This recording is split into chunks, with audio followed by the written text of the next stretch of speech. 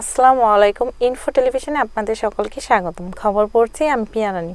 আসসালামু আলাইকুম। ইনফো টেলিভিশনে আপনাদের সকলকে স্বাগতম। খবর পড়ছি আমি পিয়া রানী। রাজধানী ডেমরা ডক্টর মাহবুবুর রহমান মোল্লা কলেজে ডিএমআরসি হামলা চালিয়েছেন কবি নজরুল সরকারি কলেজ, সরোয়ার্দী কলেজ সহ বেশ কয়েকটি কলেজ শিক্ষার্থীরা। এ সময় কলেজটির ভবনে ব্যাপক ভাঙচুর চালিয়েছেন তারা। পরে দুই পক্ষ দফায় দফায় সংঘর্ষে জড়িয়ে পড়ার রণক্ষেত্রে পরিণত হয় এই এলাকা। আহত হন বেশ কয়েকজন।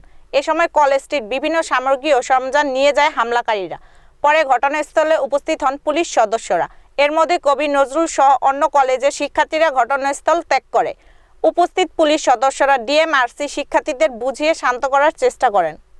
এতক্ষণ ইনফো নিউজের সাথে থাকার জন্য ধন্যবাদ। আমাদের সকল নিউজ দেখার জন্য www.infotvbd.com অথবা আমাদের ফেসবুক পেজ ও ইউটিউব চ্যানেলে ভিজিট করুন।